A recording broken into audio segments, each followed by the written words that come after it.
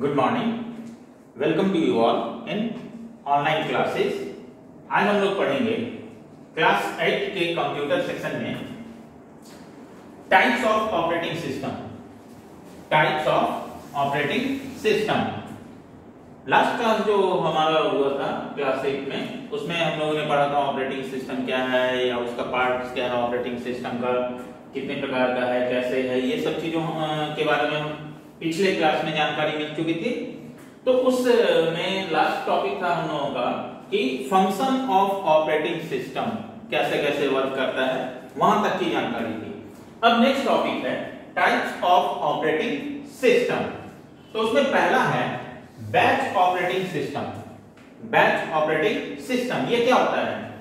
A batch operating system is an operating system in which same type of processes are batched together for execution। मतलब कहने का क्या हुआ कि एक ही टाइम में a batch operating system is an operating system in which same type of processes are batched together। इसमें कैसे वर्क होता है? जैसे इसका एक सिंपल उदाहरण ऐसे समझ लेना है हमको कि सीपीयू एक रहेगा, ठीक है, सीपीयू एक रहेगा। एक मिनट के लिए मान लो कि इसको दो भाग में हम लोग बांटे, बैच 1 बैच 2 दो भाग में बांट दिए।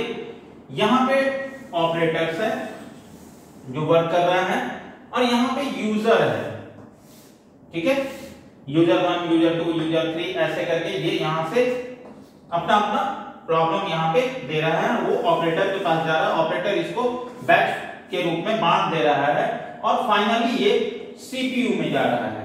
ये चीज क्या कहलाता है? Batch operating system. Clear? User अलग अलग हैं, ये सारा ऑपरेट होके आ रहा है एक जगह, यहां से बैच के रूप में बांट दिया जा रहा है और वो सारा स्टोर हो रहा है हमारा सीपीयू में। ये चीज बैच ऑपरेटिंग सिस्टम है। Second, time sharing multitasking. Time sharing multitasking operating system ये क्या है?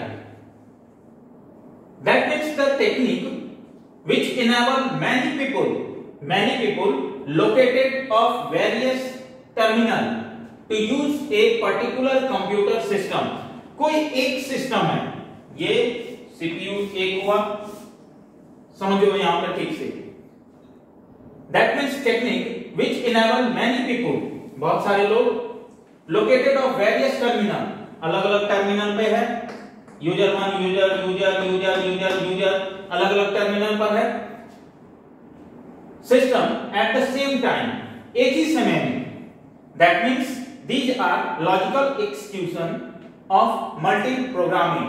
ये सीपीयू में यूजर ये भी जो भी वर्क कर रहा है वो यहाँ सीपीयू में स्टोर हो रहा है, फिर दूसरा कर रहा है वो भी वहां स्टोर हो रहा है। तो दैट मीन्स ये कहलाएगा time sharing and multitasking operating system. Next topic फिर ये दोनों बैच ऑपरेटिंग सिस्टम और time sharing multitasking operating system, ठीक है। नेक्स्ट टॉपिक है network operating system. Network operating system it is a computer operating system that is designed perform to support work station, ध्यान देना इस बात पे, work station, personal computer and some instances older terminal. एकदम सामान्य भाषा में ऐसे समझ लो, हम लोग इस लैब में कंप्यूटर के लैब में जिस प्रकार का हम लोग ऑपरेटिंग सिस्टम यूज करते हैं, और यहां पे गौर करो कि हर सिस्टम के पास एक छोटा सा स्क्वायर में एक बॉक्स रखा हुआ है हर सिस्टम के बगल में एक स्क्वायर। सर्वर हमारा सबसे पीछे में है, सर्वर के पास गौर करो, यहां पे सर्वर ये मेन हुआ, क्लाइंट 1 2 3 4, मतलब यहां पे सिर्फ हम एग्जांपल बता रहे हैं कि क्लाइंट 1 2 3 4, ये और भी हो सकता है, ठीक है। लोकल एरिया नेटवर्क, ये टर्मिनल जो है वो लोकल एरिया नेटवर्क के द्वारा जुड़ा हुआ रहता है। हम लोग जो लैब में यूज करते हैं, यहाँ पे सिंपल एग्जांपल है कि जैसे 24-25 सिस्टम है, एक सर्वर है, उस सर्वर से हर क्लाइंट को एक अलग से लाइन गया हुआ है, हम उसको दिए हुए हैं इंस्ट्रक्शन कि आप अपना यूज कर सकते हैं। इस प्रकार से समझ लो कि सर्वर और क्लाइंट अलग अलग है, सारा वर्क स्टेशन एक एक कहलाता है, पर्सनल कंप्यूटर सारा पीसी एक दूसरे से जुड़ा हुआ रहता है ये लैन के द्वारा, और एक लैन से मैक्सिमम 100 पीसी को हम जोड़ सकते हैं। तो आज के समय में ये नेटवर्क ऑपरेटिंग सिस्टम बहुत बेनिफिशियल है एक छोटे से लैब, स्कूल, कॉलेज इन सब जगहों के लिए। नेक्स्ट है सिंगल यूजर ऑपरेटिंग सिस्टम। हम घर में अगर पीसी रखे हुए हैं और सिंगल एक हम यूज कर रहे हैं सीपीयू के द्वारा, तो वो सिंगल यूजर ऑपरेटिंग सिस्टम कहलाता है। और उसका सबसे सही एग्जांपल है MS DOS के द्वारा या विंडोज 95। तो आज के समय में तो ये बहुत पुराना सॉफ्टवेयर हो गया है, ये हम लोग यूज नहीं करते हैं क्योंकि ये विंडोज 95 पुराना सॉफ्टवेयर है। आज के समय में हम लोग विन 9.9, 10 ये सब यूज कर रहे हैं। एक सिंगल यूजर ऑपरेटिंग सिस्टम जो कुछ दिन पहले तक हम लोग यूज करते थे उसका एक एग्जांपल है, लेकिन आज हम लोग यूज करते हैं विंडोज 10, 11 ये सब यूज कर रहे हैं। नेक्स्ट है अब वो जो टाइप्स ऑफ ऑपरेटिंग सिस्टम हम लोग देख लिए, और एक लास्ट टॉपिक है इस चैप्टर में तो भी बहुत सारी बातें हैं, लेकिन मतलब कहने का इसमें लास्ट पॉइंट है कि एप्लीकेशन सॉफ्टवेयर क्या होता है। Application software, and application software plays an important parts in helping user execute different task using computer. एकदम ऐसे समझो सिंपल, हम लोग एक पीसी पर्सनल कंप्यूटर यूज करते हैं।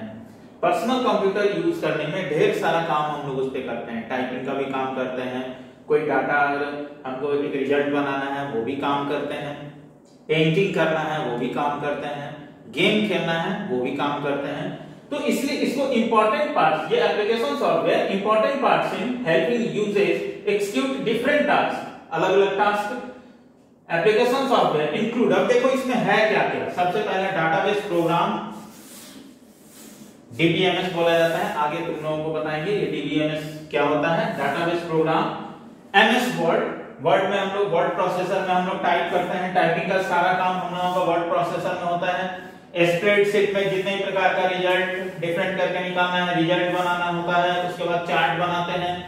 ईमेल के माध्यम से हम लोग किसी इलेक्ट्रॉनिक मेल किसी से भी कनेक्ट हो सकते हैं। एप्लीकेशन कंप्यूटर गेम्स, ढेर सारा कंप्यूटर गेम है। उसके बाद ग्राफिक प्रोग्राम, जैसे आजकल तुम लोग देखते होगे एनिमेटेड तुम लोग सिंपल ऐसे समझो, टीवी पे ढेर सारा गेम्स का देखते होगे, मिकी एंड माउस, पोगो ये सब चलता है, या मोबाइल पे आजकल गुड मॉर्निंग ये सब का मैसेज आता है, एक ग्राफिकल बन के आता है। तो ग्राफिकल प्रोग्राम ये सारा कुछ आता है एप्लीकेशन सॉफ्टवेयर में। आज के क्लास में इतना ही, फिर नेक्स्ट क्लास में बाकी टॉपिक पे फिर चर्चा होगी। Thank you.